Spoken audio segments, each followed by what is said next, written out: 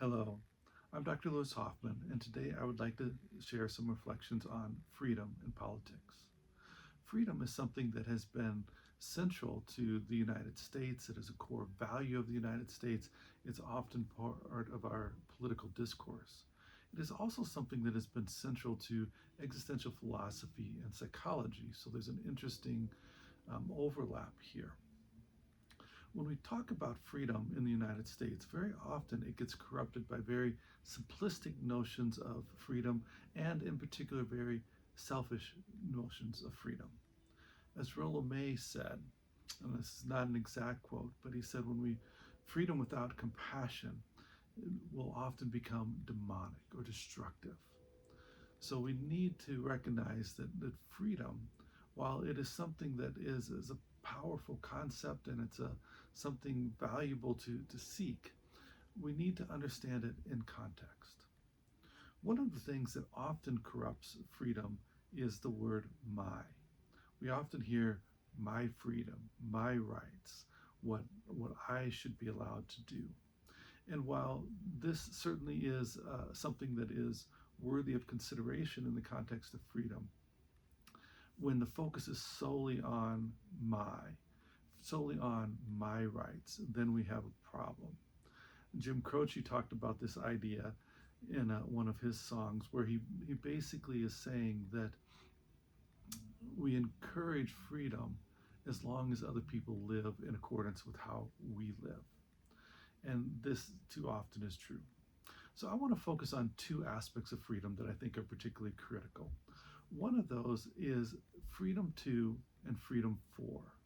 We often think about freedom to, and particularly freedom to in that sense of being very focused on our freedom to, without considering the freedom from.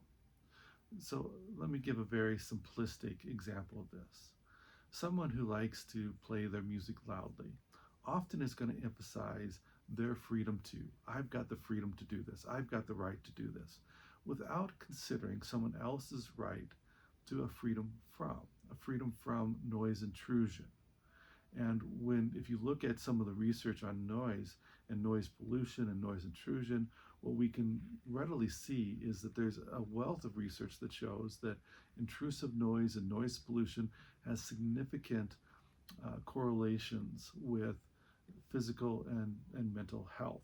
So intrusive noise, it actually causes physical and psychological harm to people. But yet some people emphasize their freedom to so much that they're not concerned about the freedom from of others. So if we focus on the freedom to without the freedom from, we've got a shallow understanding of freedom. Now, next, I want to give consideration to the interconnectedness of freedom. This is something that was really championed in a lot of ways by Simone de Beauvoir. She had a deep understanding of how our freedoms are interconnected, and how our dignity is interconnected. This is picked up by others, including Martin Luther King Jr. and James Baldwin, who recognize that freedom and dignity are really bound. If we do something that devalues the dignity of others, we are also devaluing our own dignity. If we do something that limits the freedom of others, we're also disrespecting our own freedom. Thus, if we're going to have a depth understanding of freedom, we must give consideration to the freedom of others, including people who have different views, values, and ideas than our own. This is critical. If we talk about our freedom to express our perspective, but then we try to tamper other people's freedom to expression, this is problematic. Now, of course, there are limitations to this, because we also need to consider it in this context of freedom from. That people have the right to have a freedom from things that are devaluing their human dignity, that are devaluing various aspects of who they are as a person. So again, we're always going to see these limitations. And for Rollo May really understands that we can only truly understand freedom if we understand it in the context of the limitations or the contingency of the freedom. Now, he's talking about this a lot as personal freedom, and we can distinguish between personal freedom or a more existential type of freedom, and political freedom. These are related without doubt, but there also are some distinguishing factors from there. But I think we can look at this with political freedom too. We can only really understand political freedom if we understand it in the context of limitations of that political freedom, and not just talking about limitations that are placed by the government or some type of external authority source, but limitations that are placed on by the existential realities, that if I exert my freedom so far, then I'm intruding on the freedom of others. So to maximize freedom in a collective sense requires restraint of some of our individual use of our freedoms. The maxification of freedom collectively requires for us to have a deep respect for differences in the values of others. So I encourage you to think about a couple of things. One, anytime you hear that phrase of my freedom, my right, to reflect a little bit about what is that really saying about freedom in this broader, more collective sense. Similarly, if you hear someone say our rights, our freedom, or our freedoms, again, give consideration to, is this just talking about that groups, or are they using our in the sense of the collective of all of humanity? Because that is the freedom that I would argue we need to be more concerned about.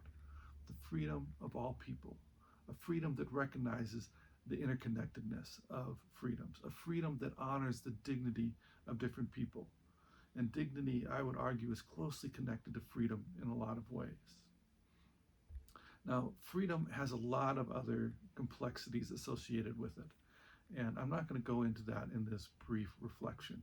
There are a few people I might recommend if you really want to dig into this a little bit more, including Emmy van Deurzen, Kirk Schneider, Rollo May, and Simone de Beauvoir. In particular, Simone de Beauvoir, I think, has some brilliant writings on this. But these are some of the places you can go. Also would encourage you to look at people such as James Baldwin, Martin Luther King Jr., Frantz Fanon, and some of the other liberation philosophy and liberation psychology voices. As for many of these voices, they've recognized freedom, they've come to understand freedom differently because of the limitations that's put upon this. Just to give one example of some of these other perspectives here with freedom and limitations, would encourage you to look some at what my wife, Heather Lynn Claire Hoffman, has written about this in the context of Junkanoo. She's talked about Junkanoo as a celebration of freedom. Junkanoo is a Bahamian cultural festival that is a celebration of freedom. And it began in the times of slavery, and aspects of Junkanoo were to preserve part of the African culture that was brought over, and often many of the people in the Bahamas, the white people who had brought the slaves over, tried to remove a lot of the African culture, or to get rid of a lot of that. But this is a way to preserve that, which is part of the embracement of freedom, is by preserving these values that were really important, even in the context of great oppression. And in the Bahamas during Junkanoo, the people who were enslaved, they only had 3 days a year in which they were off a lot of the time. This was Christmas Day, Boxing Day, and New Year's Day. And on 2 of those 3 days, they celebrated Junkanoo, celebrated their freedom. Now, if you can try and put yourself in a position similar to that, and we can never do that fully, but try to put yourself a bit in that position, you recognize how powerful of a statement of freedom this is, to, under such great oppression, still celebrate the aspects of freedom that were able to be preserved through bringing over these cultural traditions and cultural values and other aspects of one's culture. and trying to find a way to preserve it under such times of oppression. That's a powerful statement. And Ashada Shakur has made some similar statements when she was asked about freedom, and this is quoted in a song where she talks about how her understanding of freedom has been greatly impacted because she hasn't been able to experience it in the ways that others have impacted it. So these are powerful conceptions of freedom, and we need to be able to think broadly about freedom, think about the different cultural realities of freedom, think about other people's freedom if we're going to really understand it. And we need to be careful with this rhetoric that can become dangerous rhetoric of talking about my freedom, our freedom referring to a small group, or my rights and our rights referring to a small group, when these, again, are not connected to an understanding of the interconnectedness. They are dangerous ideas quite often. Even though we can have some empathy for someone striving for their own freedom in these ways, but when they're expressed in a way that is not honoring and valuing the freedom and dignity of others, then we have some challenges that we need to be taking a look at. So I hope this can prompt many people to reflect on their own thoughts about freedom, their own uses of the word freedom, their own pursuit of freedom, particularly in the context of understanding freedom from and the interconnectedness.